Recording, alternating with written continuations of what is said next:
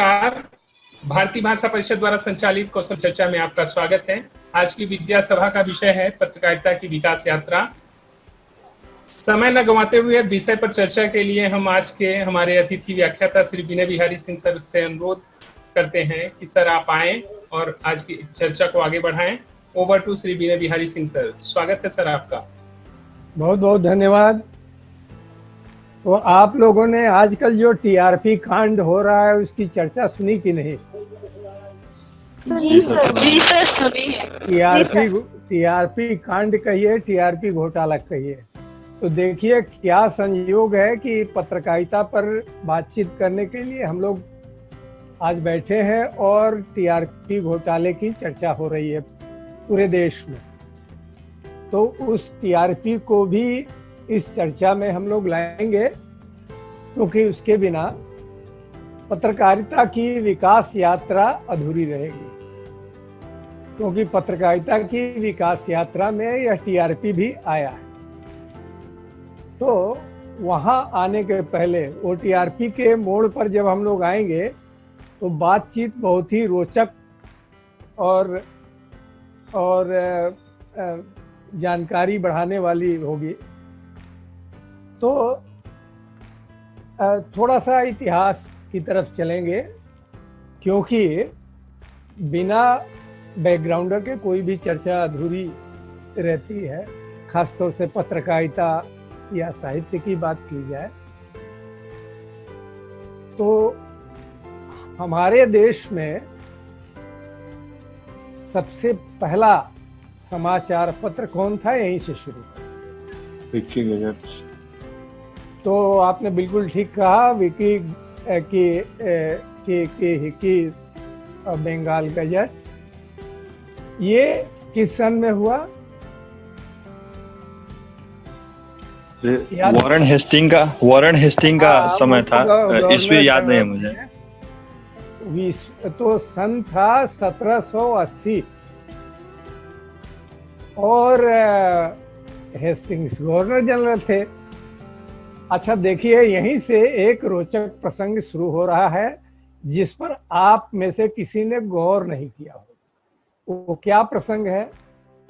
कैसे एक अखबार शुरू होता है, देश का पहला अखबार कैसे शुरू होता है, इसकी तह में आपने पढ़ के छोड़ दिया होगा। जरा इसकी तह में जाते हैं।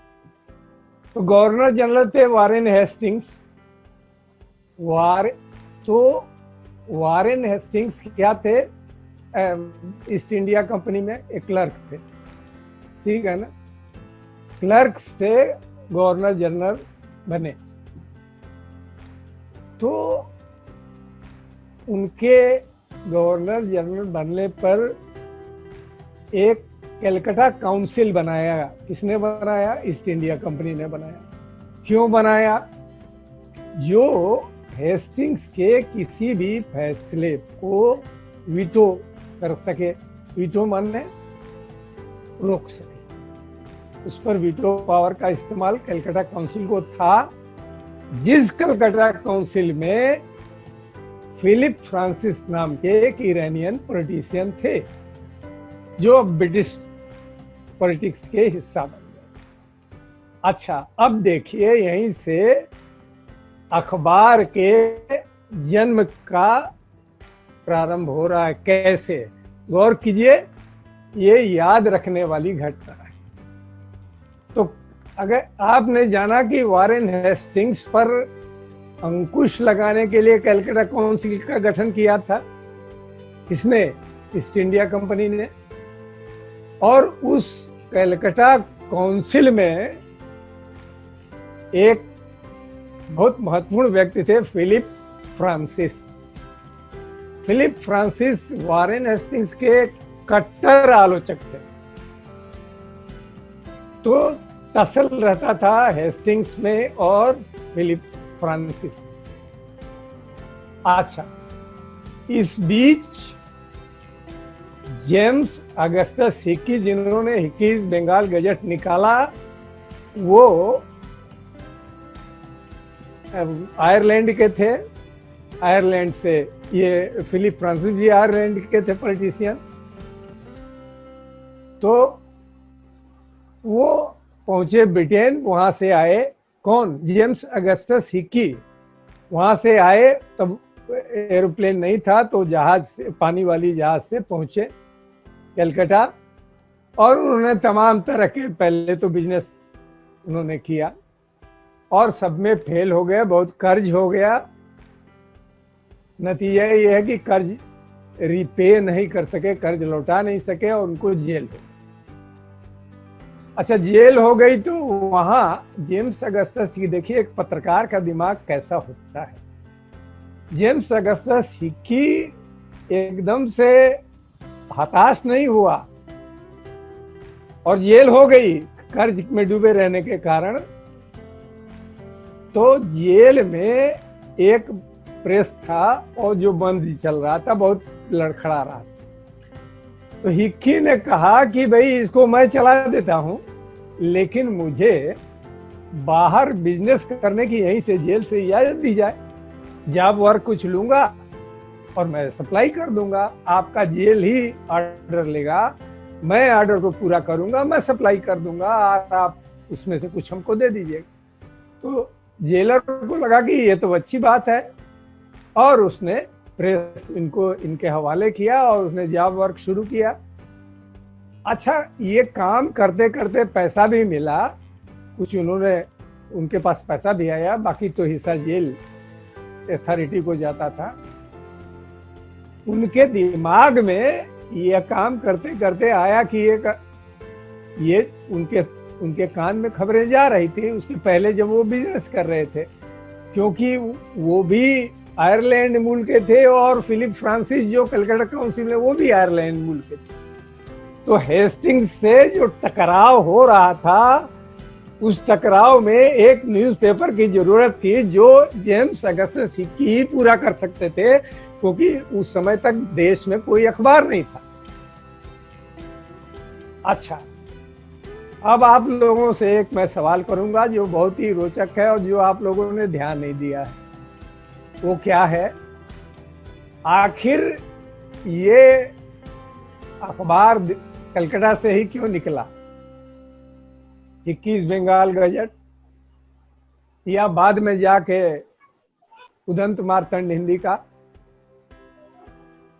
इस सवाल को आप दिमाग में रखिए, आगे मैं पूछने वाला। भारत की राजधानी थी।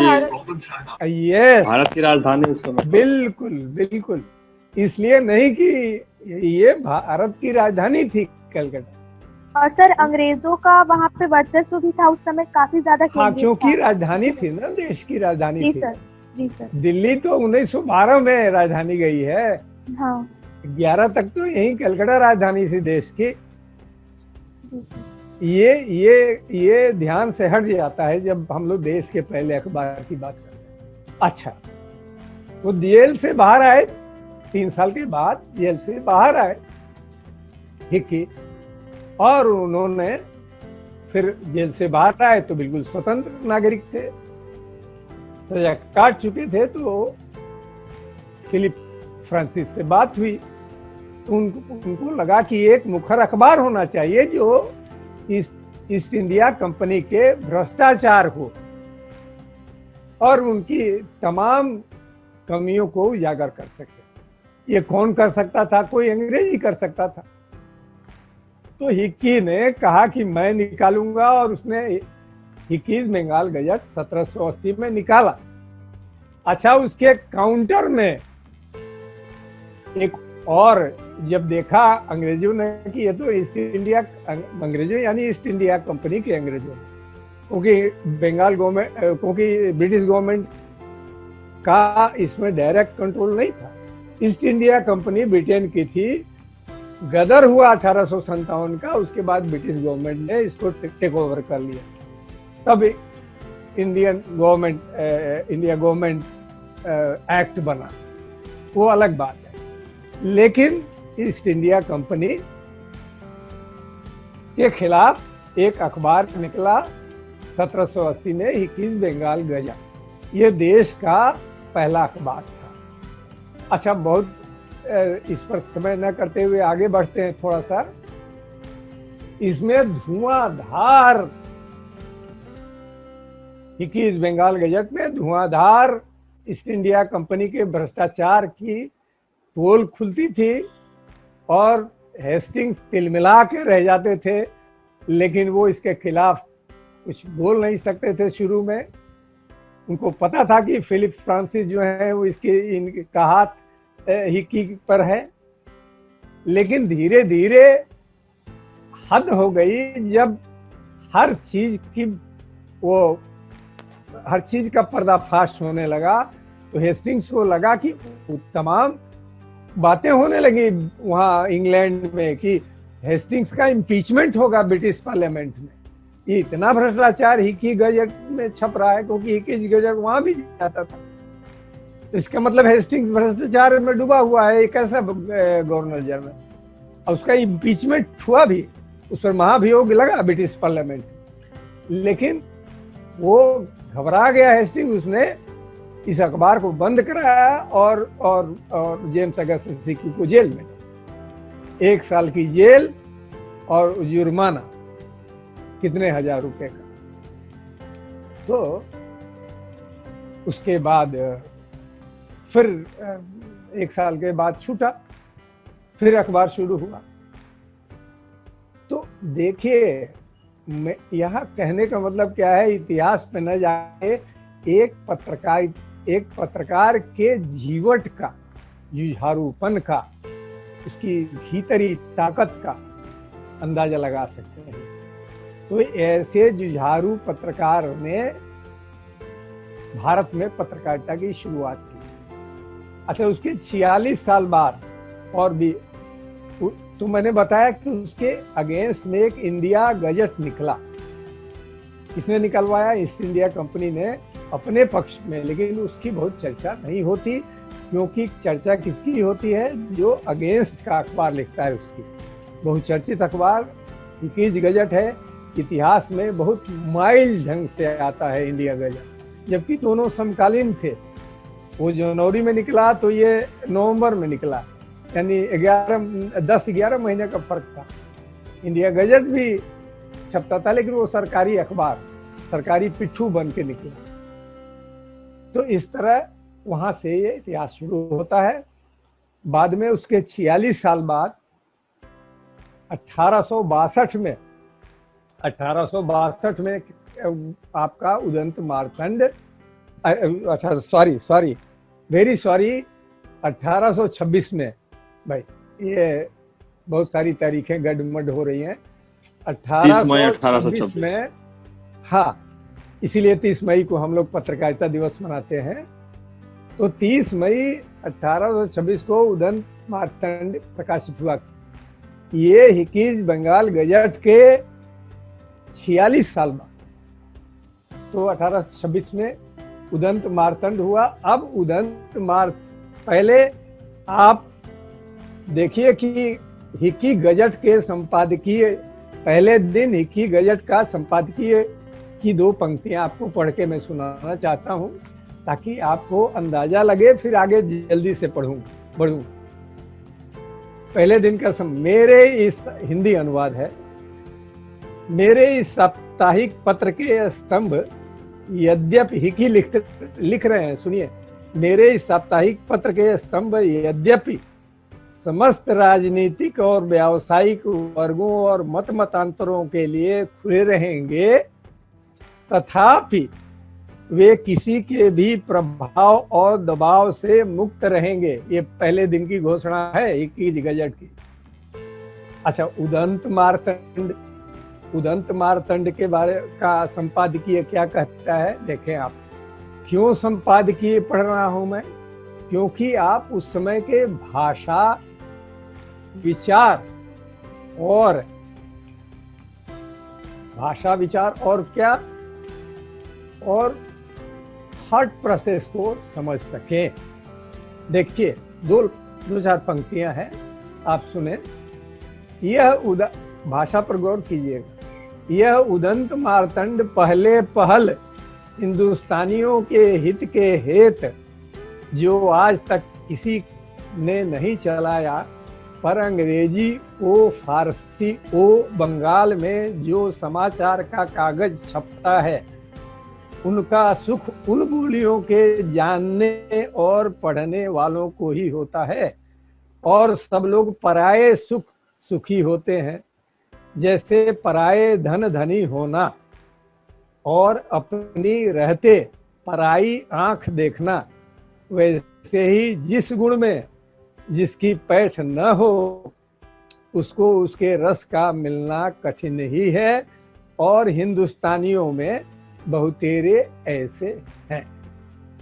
अब आप भाषा को देख रहे हैं, और को ओ कहा करते हुए, तो ब्रज भाषा का प्रभाव था, और पहिले बहिन ऐसे लिखा जा रहा है।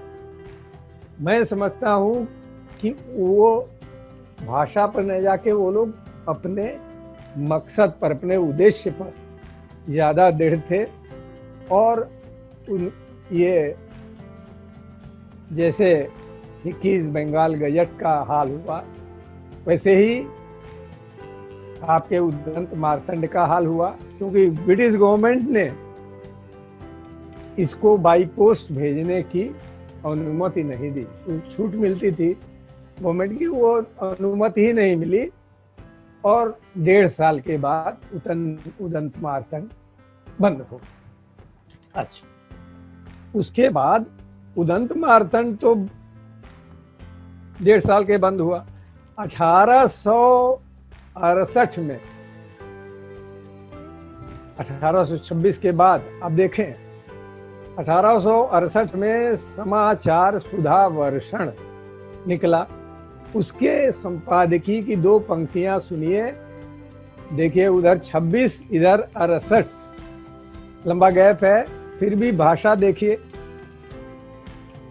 आजकल कलकत्ता महानगर में बाजार में सोना बड़ा सस्ता भया है। अच्छा, क्या है? पहले दर से 1.5 रुपया या 2 रुपया तक दर कम भया है। 2 पंक्तियां ही ली है मैंने, क्योंकि इस पर बहुत समय देने से आगे जो रोचक पक्ष आने वाला है वो, तो इस प्रसंग को आप सुने।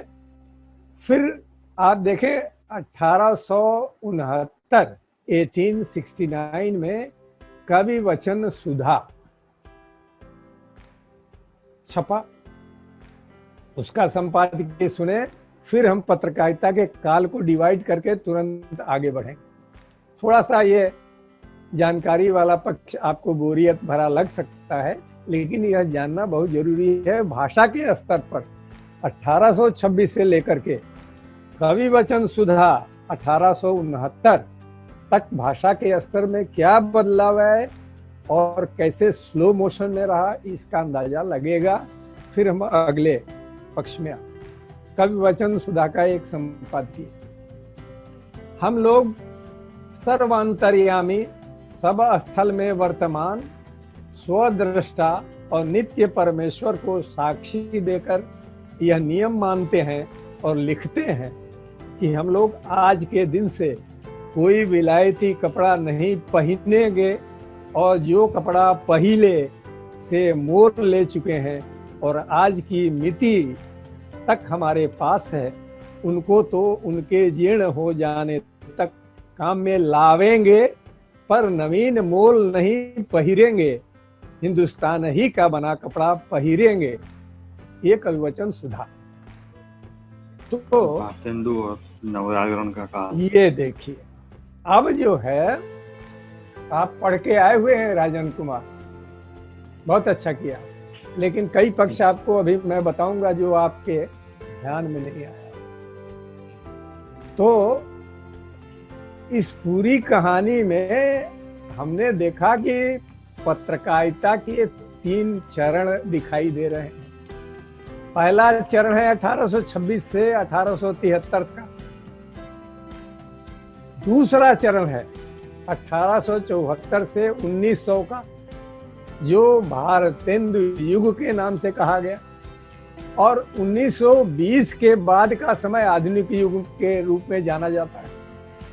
तो 3 हुए, एक तो 1826 से 1873 का, दूसरा 1874 से 1900 तक का जो भारतेंद्र युग का है, और तीसरा है 1920 के बाद का जो आधुनिक युग है।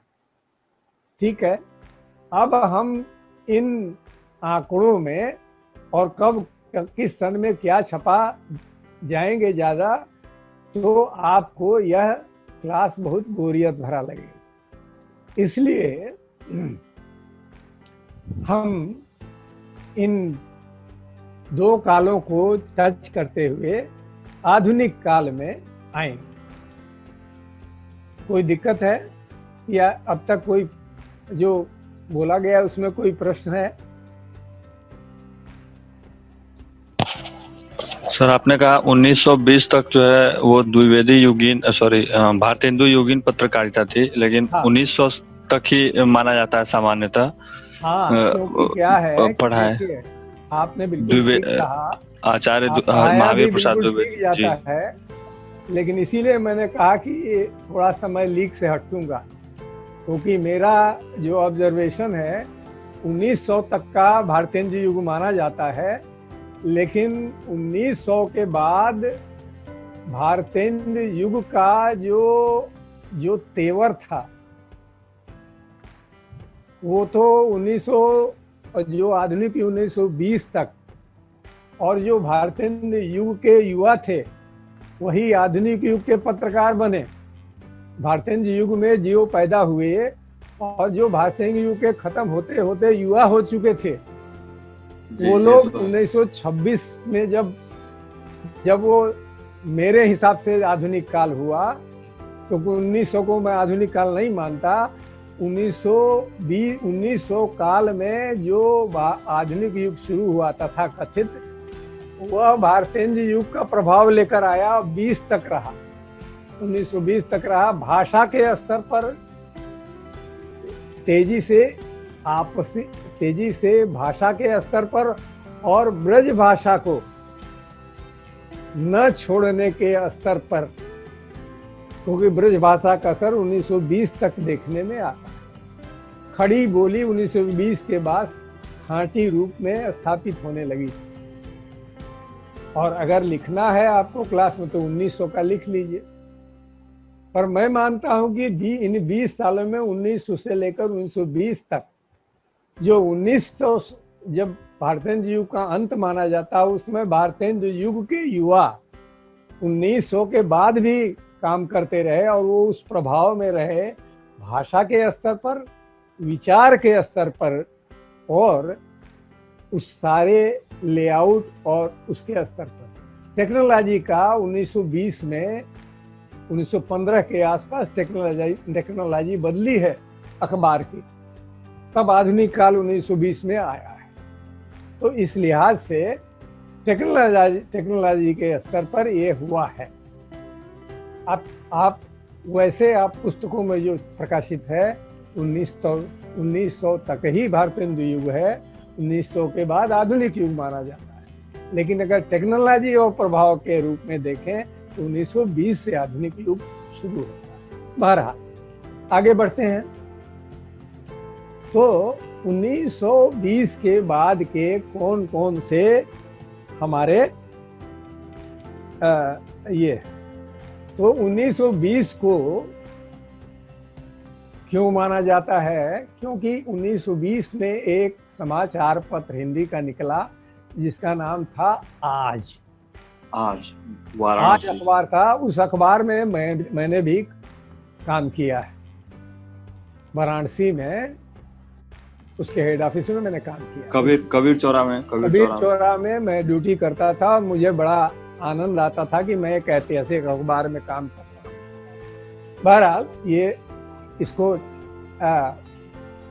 1920 में शिव प्रसाद गुप्त जो बहुत ही क्रांतिकारी व्यक्ति थे भीतर से, उन्होंने अखबार शुरू किया। और जब मैं काम कर रहा था तो उनके बेटे थे शार्दुल विक्रम गुप्त, वो देख कर रहे थे। लेकिन उनके पिता सुखसाद गुप्त ने ये आज अखबार निकाला।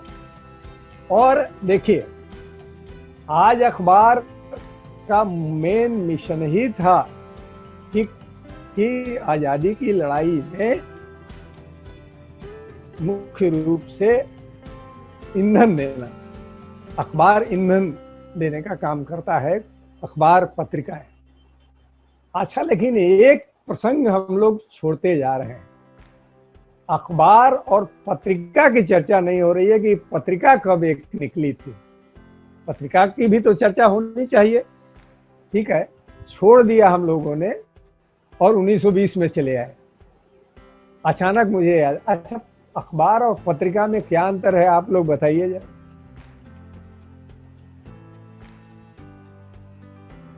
अखबार केवल समाचारों का संकलन हो सकता है और पत्रिका में कई तरह की जो कलाकृतियां हैं उनको भी प्रकाशित किए जा सकते हैं। हाँ ठीक है, और कुछ, और कोई जो तुरंत एक परिभाषा के रूप में दिखाई दे। सर, समाचार पत्र दैनिक होता और पत्रिका वार्षिक या फिर 6 मासिक भी होता। बहुत सुंदर। ये समाचार पत्र दैनिक होता है, मैगजीन पत्रिका पीरियोडिकल होती है, एक समयांतर के बाद प्रकाशित होती है, पीरियोडिकल। और दूसरा गुण है पत्रिका का कि वह दैनिक चीजों को न लेकर के, साप्ताहिक है तो सप्ताह भर की गतिविधियों को समेटता है, पाक्षिक है तो 15 दिन की गतिविधियों को समेटता है, मासिक है तो पूरे महीने की गतिविधियों को समेटता है। सर लेकिन इंडियन गजट वगैरह जो थी वो तो साप्ताहिक ही थी। हाँ, उसे पत्र कहा जाता था। गजट साप्ताहिक था, वो संपादकीय जब मैंने पढ़ा तो आपने गौर नहीं किया। हमारे क्या है, मैं फिर से पढ़ता हूँ, उसका संपादकीय था, मेरे ही साप्ताहिक पत्र के स्तंभ यद्यपि समस्त राजनीतिक और व्यावसायिक वर्गों और मतांतरों के लिए खुले रहेंगे, तथापि वे किसी के भी प्रभाव और दबाव में से मुक्त रहेंगे। तो साप्ताहिक तो उन्होंने पहले ही कह दिया खुद अपने संपादकीय में। तो ये फर्क है। तो पत्रिका जो है, इंग्लैंड से 1731 में पहली पत्रिका निकली, 1731 में, द जेंटिलमैन्स मैगजीन, द जेंटिलमैन्स मैगजीन 1731। अच्छा, मैगजीन क्यों कहा जाता है? मैगजीन, पत्रिका का मैगजीन से क्या लेना देना है, ये शब्दावली क्यों डाली गई, थोड़ा इसकी जानकारी ले लेते हैं, फिर आगे बढ़ेंगे। बहुत आराम से, मेरा ही क्लास है अकेले, इसलिए कोई हड़बड़ी नहीं है, इसके बाद कोई क्लास नहीं है शायद। क्या पंडित जी, सुशील जी, मेरे बाद कोई क्लास है क्या? नहीं सर। हाँ, तो आराम से रहें आप। जी जी। और आप बताएं मैगजीन क्यों कहा जाता है? सर, ऐसा परिवर्तन भारतेंदु जी की पत्रिका के साथ हुआ था सर। हरिश्चंद्र मैगजीन बाद में हरिश्चंद्र। आपकी आवाज थोड़ी जोर से नहीं आ रही है, थोड़ी जोर से आनी चाहिए। परिवर्तन भारतेंदु जी की पत्रिका के साथ हुआ था। हरिश्चंद्र मैगजीन बाद में हरिश्चंद्र पत्रिका के रूप में प्रकाशित। हाँ। तो वही 1731 में भारतेंदु जी तो 1731 के बाद आए ना।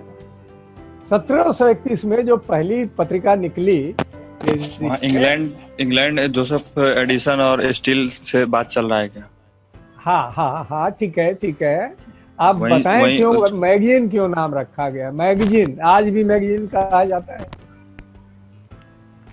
सर, उनका उद्देश्य था पत्रिका, मैगजीन इसलिए निकालते थे वो कि मैगजीन शब्द क्यों डाला, ये हमें बताएं आप। इसकी पुख्ता जानकारी नहीं। जेंटिलमैन्स, पहला उनकी पहली पत्रिका का नाम है, इंग्लैंड से छपना, जेंटिलमैन्स मैगजीन। अब आप बताएं मैगजीन क्यों डाला? कोई एक, अच्छा कोई नहीं, अच्छा ठीक है, मैं थोड़ा सा इस पर टच करता हूं। उस समय इंग्लैंड में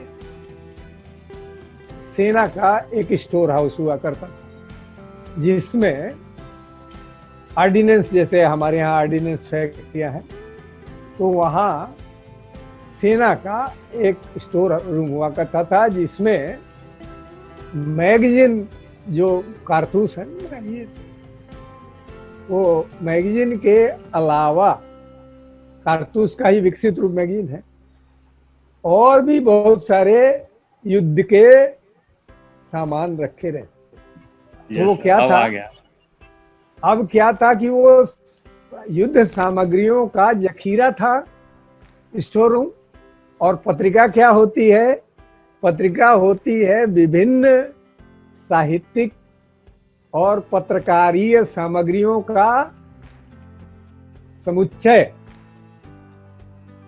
एक उनका सामूहिक रूप।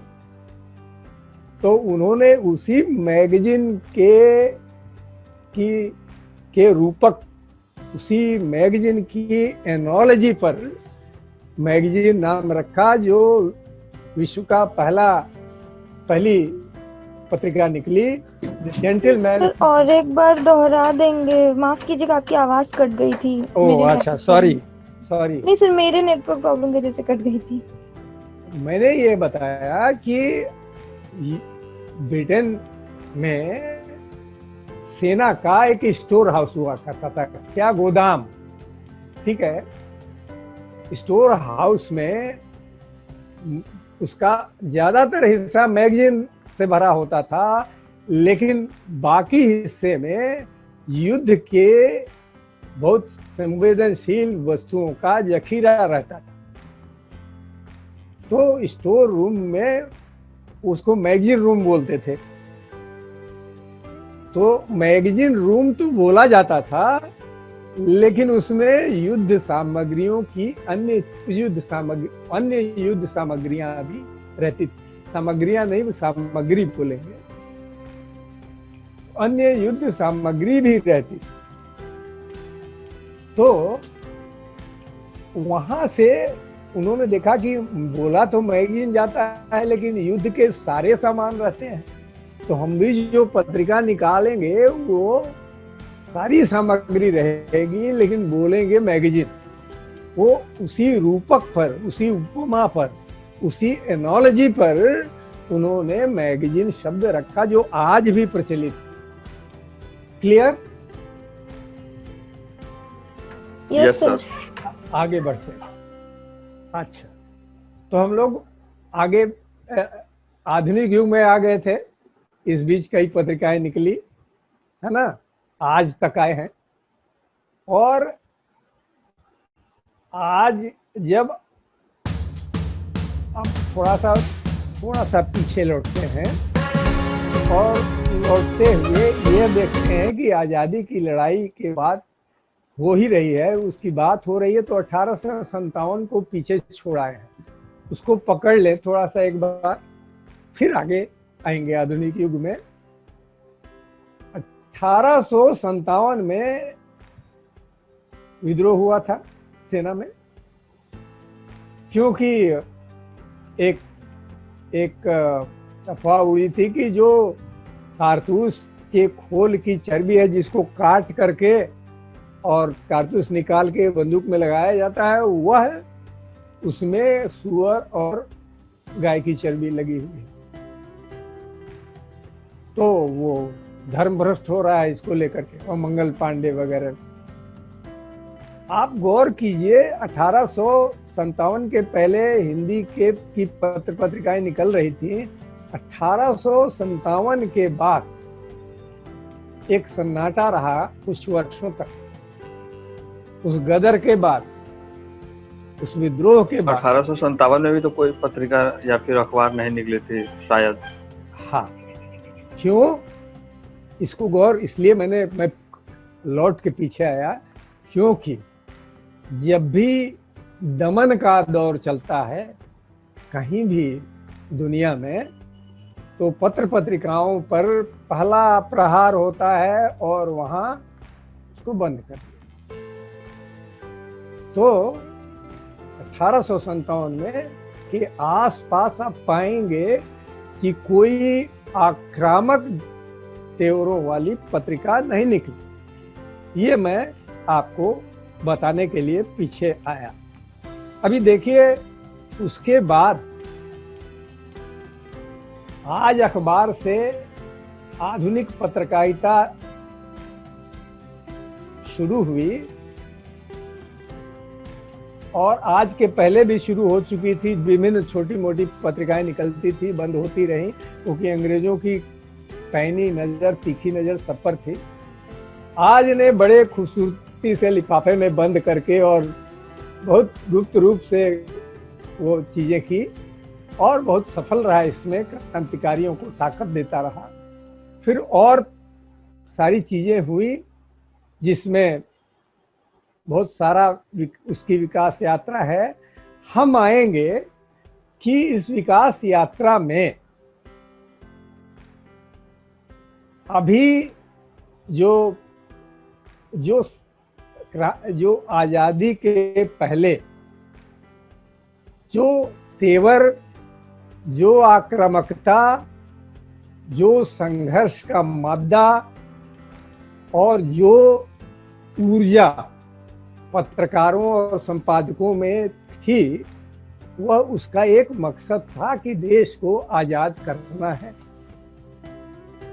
इसलिए वो विकास यात्रा निरंतर पल्लवित और विकसित होती गई, क्योंकि एक बहुत खास मकसद था कि आजादी की लड़ाई लड़नी है, तीव्र करनी है, देश को आजाद करना है। इसके पहले महात्मा गांधी ने भी, और इस बाल गंगाधर तिलक, गणेश शंकर विद्यार्थी, प्रताप, और इन सारी चीजों को लेते हुए अगर हम वहां से जाएंगे तो बहुत समय निकल जाएगा। सिर्फ उनका उल्लेख करते हुए तुरंत हम टीआरपी कांड पर लौटना चाहते हैं। खाली विकास यात्रा का इसलिए टच करना जरूरी है कि आजादी के पहले जो आज अखबार था वही कैसे बदला, उसको भी देखेंगे, और अन्य अखबार भी कैसे बदले। इसमें लघु पत्रिकाओं ने अपने पहरेदारी की भूमिका निभाई, वो आजादी के बाद भी निभाती रही, पहरेदारी की भूमिका में रही। लेकिन जो मुख्य पत्र थे वो कैसे बाजारवाद के शिकार हुए, इस पर आएंगे। तो अब आजादी का संघर्ष हुआ, बहुत सारे पत्रिकाएं बंद हुई, बहुत सारे संपादक जेल गए, और ये होता रहा। लेकिन मैं आपको आचार्य हजारी प्रसाद द्विवेदी की एक किताब की चर्चा करना चाहूंगा। उन्होंने एक किताब लिखी, हिंदी साहित्य, उद्भव और विकास। उसमें उन्होंने क्या लिखा है मैं वो आपको बता देना चाहता हूं, और वो आपको सुनाना चाहता हूं, क्योंकि क्या है कि वहां से एक सूत्र मिलता है आपको। उन्होंने लिखा है, हिंदी साहित्य, उद्भव और विकास, आचार्य हजारी प्रसाद द्विवेदी की पुस्तक का उल्लेख कर रहा हूं। उसमें उन्होंने लिखा है कि 1799 में, देखिए मैं बार बार पीछे इसलिए लौट रहा हूं कि कनेक्ट कर रहा हूं, 1799 में विलियम कैरी ने एक डेनिश मिशनरी की स्थापना की। किस लिए? इस मिशनरी की स्थापना इसलिए हुई कि बाइबिल को हिंदी, बघेली, छत्तीसगढ़ी वो बोली थी उस समय, उसको बोला जाता था। भोजपुरी में भी बाइबिल का अनुवाद किया जाए तो उसके लिए क्या किया विलियम कैरी ने? टेक्नोलॉजी ले आया, वहां से छापाखाना ले आया, हिंदी में छापने के लिए, भोजपुरी में छापने के लिए। और वहीं से आप देखिए एक मिशन के तरह एक टेक्नोलॉजी भारत आती है 1799 में, और वह टेक्नोलॉजी कैसे लीक हो जाती है और वो चली जाती है क्रांतिकारियों के लिए हथियार बने। ये लिंक करने के लिए मैंने ये घटना बताई। तो अब धीरे धीरे आजादी की तरफ बढ़े, संघर्ष हुआ, बंद हुई पत्रिकाएं और फिर से प्रकाशित हुई, जब्त हुई, और क्रांतिकारियों की फांसी हुई, सब कुछ हुआ। आजादी के पहले तक आम आदमी देश के एक एक आदमी के साथ सरोकार रखने वाली पत्रकारिता थी। देश आजाद होगा तो आम आदमी खुशहाल होगा, हमारे ऊपर हम दास नहीं रहेंगे, हमारी दास्ता खत्म होगी, हम आजाद होंगे, जो चाहे कर सकेंगे, विकास की संभावनाएं खुलेंगी भारतीय लोगों के लिए। ये एक उद्देश्य था। आज देश आजाद हुआ, यही पत्रिका, यही अखबार, आज अखबार और पत्रिकाएं आजादी के बाद बहुत दिन तक, 47 में आजाद हुआ, मैं समझता हूं कि 1970 तक बिल्कुल साहित्य का विकास हुआ। और कांग्रेस, जाहिर है कि 70 के बाद भी कांग्रेस, मैं 70 इसलिए डिमार्केशन उसका कर रहा हूं क्योंकि 70 के बाद पत्रकारिता का तेवर थोड़ा सा बदला है। कहाँ बदला है अभी आएंगे। तो आप 70 तक देख रहे हैं कि पत्रकारिता का तेवर एक परंपरागत ढंग से चल रहा है, साहित्य, और बहुत अच्छा साहित्य, अनुवाद भी। और ज्यादातर अखबारों में उस समय नेशनल हेराल्ड तो सरकारी था कांग्रेस का, और भी इंडिया पोस्ट, इंडियन पोस्ट था अंग्रेजी में, हिंदी में तो आज था ही, और भी अखबार निकलने लगे। तो लेकिन हिंदुस्तान और दैनिक हिंदुस्तान, फिर उसके बाद Navbharat times, times of India तो बहुत पहले से बॉम्बे क्रॉनिकल के रूप में छपता था, बाद में टाइम्स ऑफ इंडिया खरीद लिया बेनेट कोल एंड कंपनी ने। बेनेट कोल एंड कंपनी से फिर जैन परिवार ने खरीदा उसको, आज भी जैन परिवार मालिक है टाइम्स ऑफ इंडिया का, नाम वही रह गया, बेनेट कोल एंड कंपनी। तो टाइम्स ऑफ इंडिया और उसी से धर्मयुग निकला, और ये पत्रिकाएं ऐतिहासिक रहीं और उनका हिंदी साहित्य और पत्रकारिता में बहुत बड़ा योगदान रहा, इसमें दो राय नहीं है, और आम आदमी के सरोकार रहे। लेकिन 1970 के बाद पत्रकारिता में, समाचार पत्रों में और पत्र पत्रिकाओं में सिनेमा और थोड़ा सा एक मनोरंजन का ऐसा पक्ष आया जो ज्ञान तो नहीं दे पाता था, मनोरंजन भर करता था। पहले मनोरंजन वाली चीजें छपती थी 70 तक, और उसमें ज्ञान का भी समावेश रहता था। उसके बाद धीरे धीरे बहुत स्लो क्षरण शुरू हुआ, और 80 तक आते आते ऐसी कई पत्रिकाएं निकल गईं जो सिर्फ और सिर्फ मनोरंजन के नाम पर छपने लगी, और उसमें कई अफवाहें, और कहने का मतलब कि जो चरित्र, किसी के चरित्र के बारे में, यानी हित पत्रकारिता का भी उसमें समावेश हुआ। फेक न्यूज ईश्वर की कृपा से उस समय नहीं आया था, न फेक न्यूज आया था और न ही प्लांटेड खबरें आई थी, न ही कोई इस तरह का आरोपित समाचार। तो वो था। फिर 80 के बाद जब धीरे धीरे समय गुजरा और 84 तक आते आते संत भिंडरावाला थे वहाँ, उन्होंने कुछ गतिविधियां चलाई। इंदिरा गांधी ने उसके खिलाफ स्वर्ण मंदिर में वो सेना को भेजा, संत भिंडरावाले मारे गए। उसके बाद बहुत सारा देश भर के उसके सिखों पर बहुत सारे अत्याचार हुए।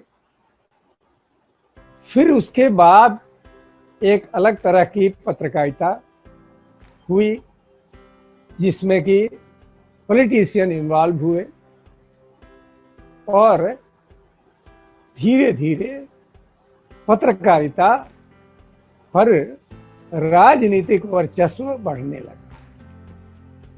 आप देखेंगे कि 1984 के बाद ही पत्र पत्रिकाओं पर राजनीतिक रूप से किसी न किसी का वर्चस्व रहा है, लेकिन इस तरह नहीं था कि बिल्कुल खुलेआम कहीं किसी का कोई पक्ष ले रहा है, किसी का। वहां एक फिर भी आचार संहिता चल रही।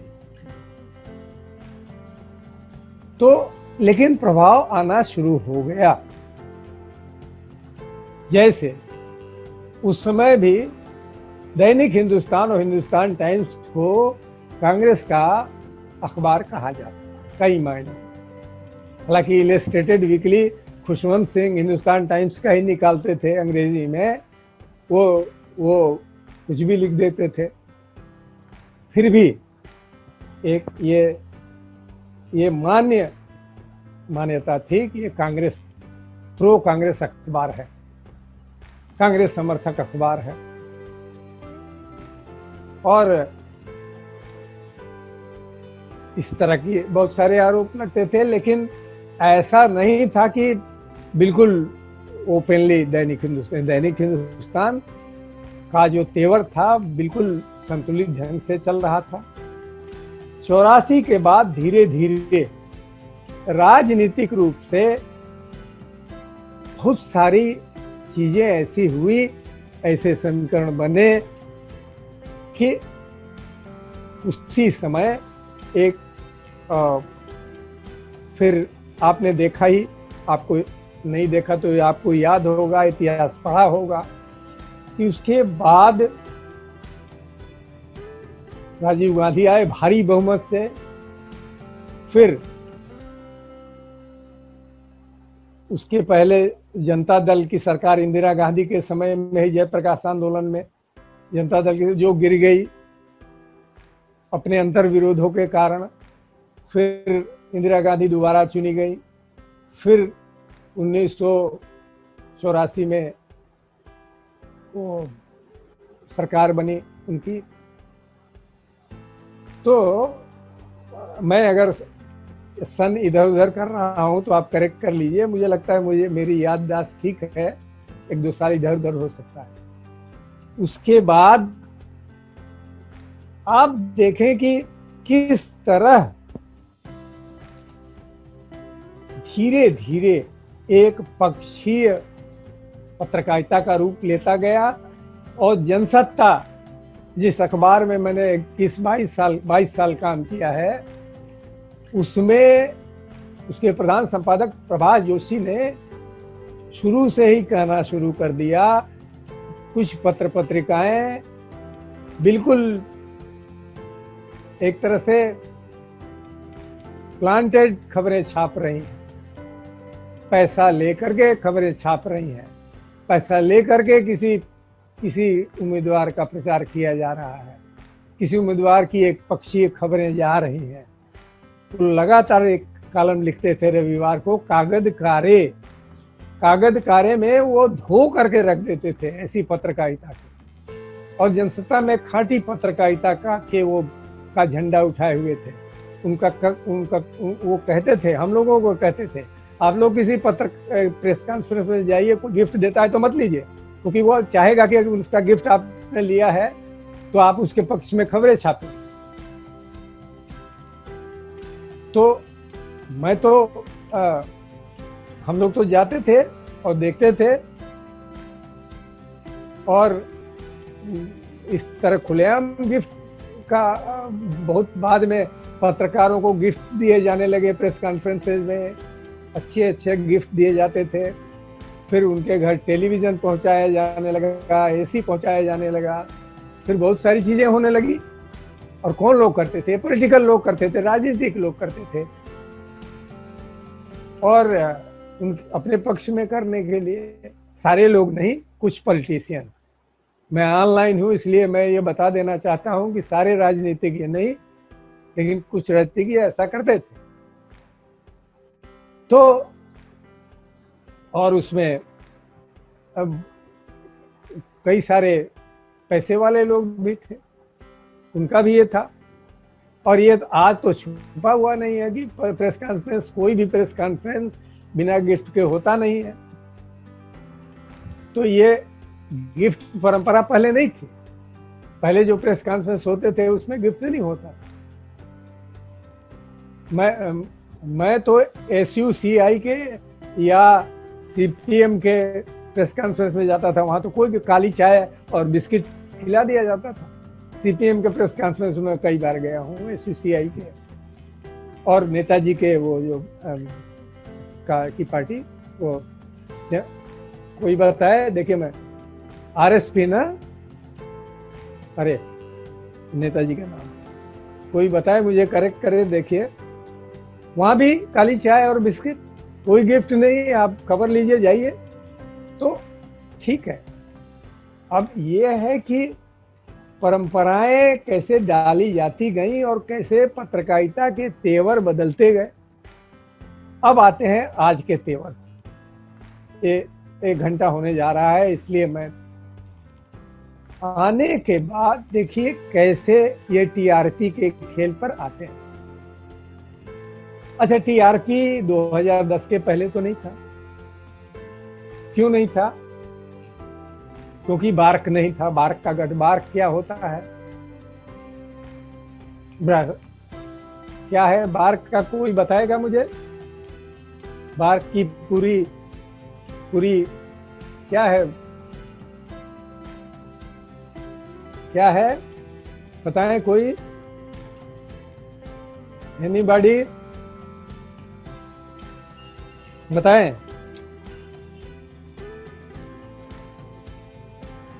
क्या है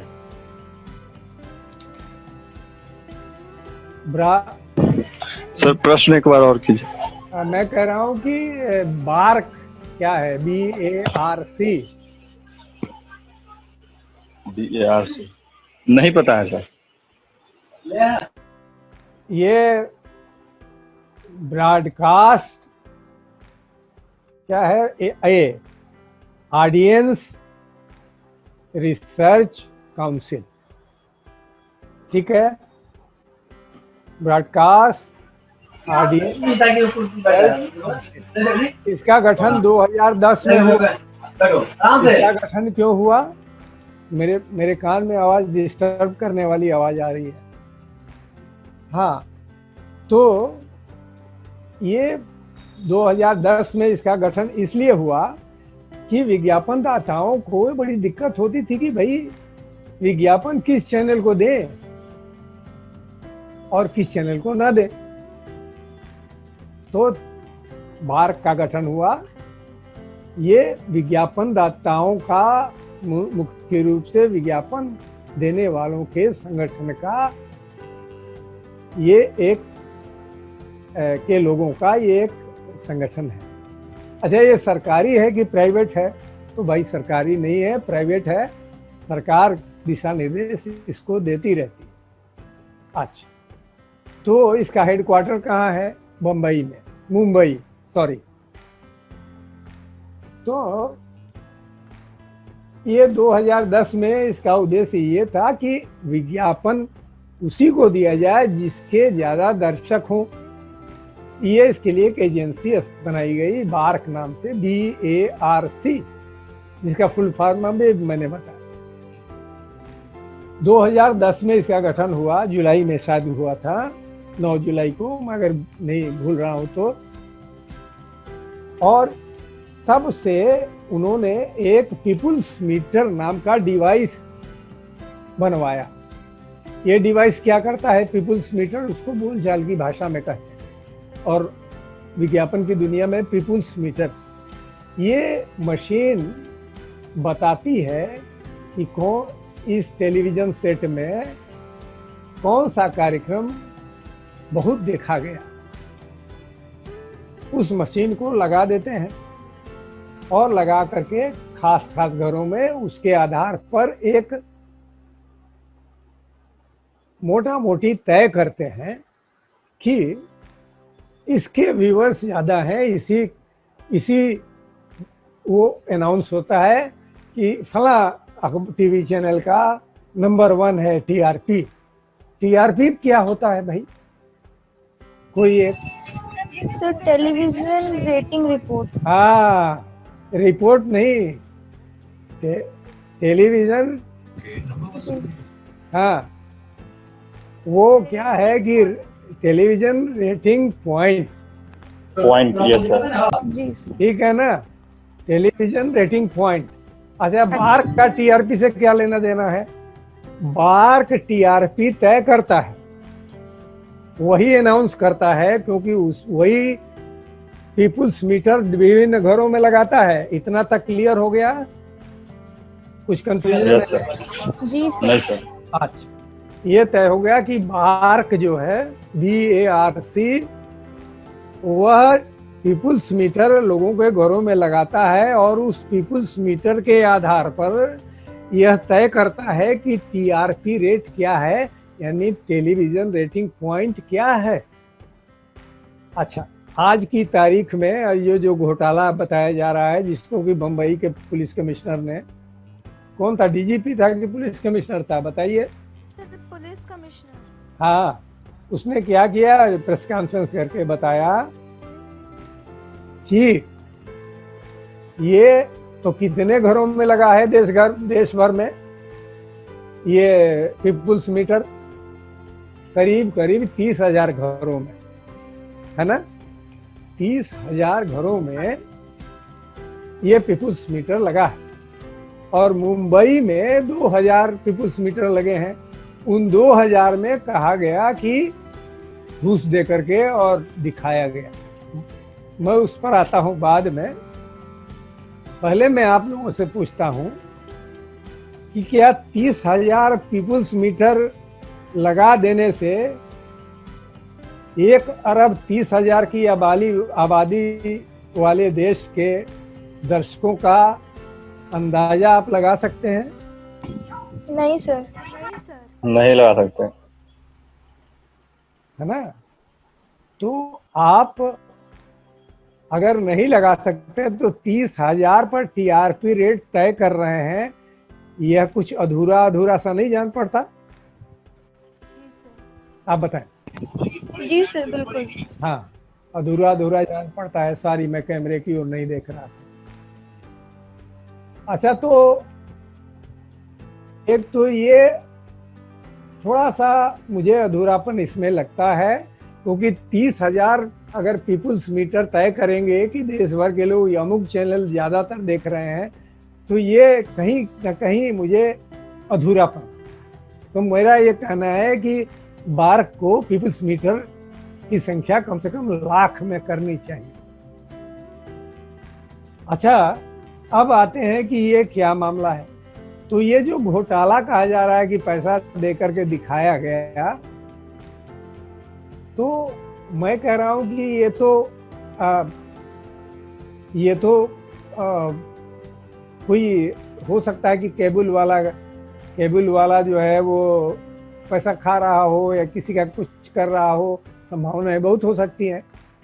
तो इस पूरे सिस्टम को, यानी TRP सिस्टम को स्ट्रांग करने की जरूरत है। TRP सिस्टम में कई सारी इफ एंड बट प्रश्न उठ रहे हैं। तो इस जो टीआरपी के तथाकथित घोटाले के बारे में जब चीजें उजागर हो रही हैं, तो पहली बात यह है कि इस टीआरपी सिस्टम को चुस्त दुरुस्त करना पड़ेगा, एक नंबर। नहीं तो ये आरोप आगे भी लगेंगे, क्योंकि केबल ऑपरेटर आपके वश में नहीं है, वो अपनी आमदनी बढ़ाने के लिए कुछ भी कर सकता है। तो एक तो ये है, ठीक है, मैं सारे केबल ऑपरेटर्स को नहीं कह रहा हूँ, कुछ केबल ऑपरेटर ऐसे हो सकते हैं, नहीं भी हो सकते हैं। मैं किसी पर आरोप नहीं लगा रहा हूँ, मैं एक संभावना जता रहा हूँ, वो ईमानदार भी हो सकते हैं, मैं उन्हें बेईमान नहीं कर रहा। तो ये जो आरोप लगा है कि कुछ केबल ऑपरेटर को कहा गया, नहीं कहा गया, कुछ केबल ऑपरेटर को ऐसे बंद कराया गया कह करके ये आरोप लग रहे हैं, उस पर मैंने ये कहा। अच्छा, अब देखें आप, अगर टीआरपी 2010 के पहले नहीं था तो क्या टेलीविजन के कार्यक्रमों को विज्ञापन नहीं मिलते थे? मिलते थे, लेकिन उनको रेट फिक्स करने में और विज्ञापन दाताओं के रेट कहने में, बार्गेनिंग में बहुत झंझट होती थी। इसलिए बार का गठन किया गया कि भाई देखिए, ये आपका टीआरपी है, अमुक मान लीजिए कि ये उनका टीवी कोई एक टीवी चैनल मान लीजिए, काल्पनिक, नाम किसी का नहीं लेना चाहता, आजकल बड़ा विवाद हो रहा है, मान लीजिए कोई भारतीय भाषा परिषद एक टीवी चैनल है, ये बहुत सुरक्षित है। भारतीय भाषा परिषद नामक टीवी चैनल है और उसका टीआरपी रेट बहुत ज्यादा है, टीआरपी, तो उसको विज्ञापन हाई रेट पर मिलेगा। प्राइम टाइम में अगर कोई विज्ञापन दे रहा है तो उसको 20,000 रुपये पर सेकंड मिलेंगे, पर 10 सेकंड। अब सेकंड पर तो नहीं होता है विज्ञापन, 10 सेकंड पर 10 सेकंड पर मिलता है, लेकिन अगर उससे कम रेटिंग पॉइंट उसको कम पैसे मिलेंगे। उसके पहले विज्ञापन दाताओं को टेलीविजन वाले कहते थे कि देखिए इतनी चिट्ठियां आई हैं, इतने हमारे दर्शक हैं। ये कंफ्यूजन खत्म करने के लिए बार का गठन हुआ, लेकिन विज्ञापन तब भी मिलते थे, लेकिन विज्ञापन लेने की मारामारी अब जाके बार के गठन के बाद। और टीआरपी बढ़ाने के लिए जनहित की बातें, आरोप तो लग रहा है कि टीआरपी बढ़ाने के लिए जो कार्यक्रम हिट हो, चाहे कुछ भी हो, जनहित गया किनारे, सेंस सनसनी जिसमें हो वही खबर दिखाए, ये आरोप लग रहे है कि नहीं? आप लोगों को क्या लगता है, आप बताएं। सर एक प्रश्न है सर, क्या जितने बार एडवर्टाइजमेंट दिखाता जाता है उतने बार चार्जेस लगता है या फिर एक ही बार देना पड़ता है विज्ञापन? हर 10 सेकंड का इतना, ये रेट है। अच्छा, कम से कम विज्ञापन का नियम है कि 5 बार दिखाया जाना चाहिए, तब जाके दर्शकों के दिमाग पर वो विज्ञापन हांट करता है। तो ये हर 10 सेकंड का एक रेट होता है, उससे ज़्यादा जाएंगे तो पैसा, वो बहुत करोड़ों का मामला है विज्ञापन। एनीहाउ, छोटी कंपनियां लाखों में खेलती हैं विज्ञापन में और बड़ी कंपनियां करोड़ों में। एनीहाउ, वो टीआरपी की बात करें तो आपको क्या लगता है कि टीआरपी के कारण जनहित के समाचारों की अनदेखी हो रही है या कि नहीं, टेलीविजन अपना कर्तव्य निभा रहे हैं, अखबार अपना कर्तव्य निभा रहे हैं?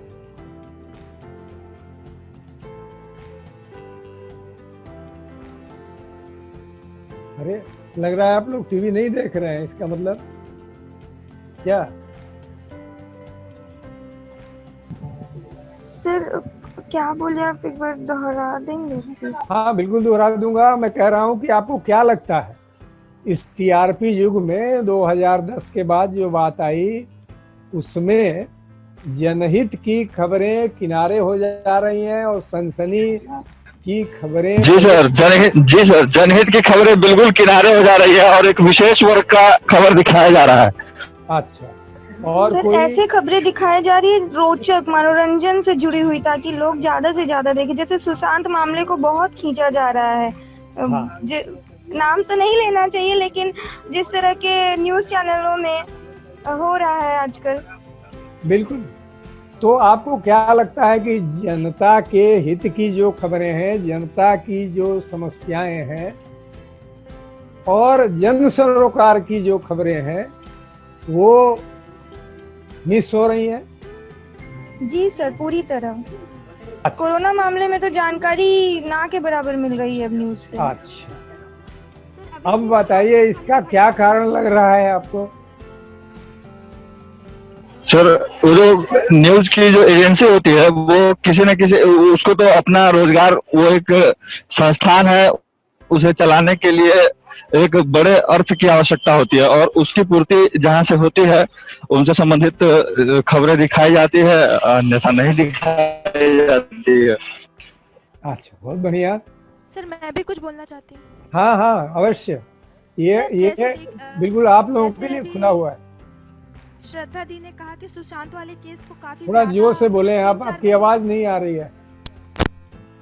केस को 3 से 4 महीनों तक घसीटा गया है और हाँ, उसके हाँ। बाद रिया कब जा रही है, नहीं जा रही है, कब उसकी मतलब ये लेकिन वही बिल्कुल हाथरस वाला जो केस हुआ है सर, हाँ बिल्कुल। उसको देखिए कि दिन भर में कितनी बार दिखाई जा रही है, लगभग 2 से 3 बार।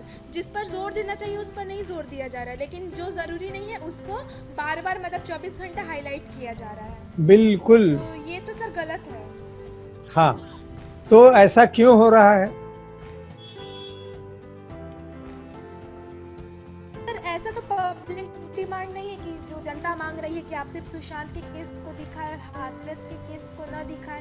दोनों ही मुद्दे जरूरी है। हाँ, अगर खाली जैसे अभी हम लोग खाली बैठे हुए सर ये कोरोना के समय में, तो उसमें जिस सुशांत का केस ज्यादा हाईलाइटेड हो गया तो हम लोग इस वाले पे ज्यादा जोर नहीं दे पा रहे, जबकि ये मुद्दा सामाजिक है।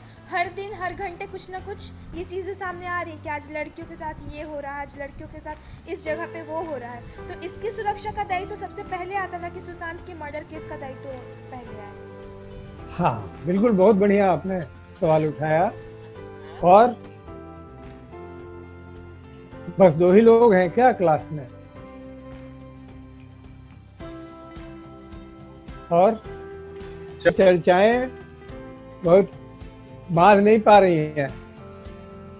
अच्छा, तो ठीक है, आप इस पर सोचें और इस पर चिंतन करें। ये जो अभी जो आज़ादी के पहले का जो आज़ादी की लड़ाई हुई और जो मकसद, जिस मकसद से देश को आज़ाद कराया गया, क्या वो आज की पत्रकारिता कर रही है? और नहीं कर रही है तो क्यों? और इसमें टीआरपी का कितना योगदान है टीआरपी के बीच में आ जाने से? और क्या टीआरपी सारा खेल बिगाड़ रही को देखते हुए आप इस पर चिंतन मन करें, लिखें। बहुत बहुत धन्यवाद। कैसा क्लास लगा आप बताएं।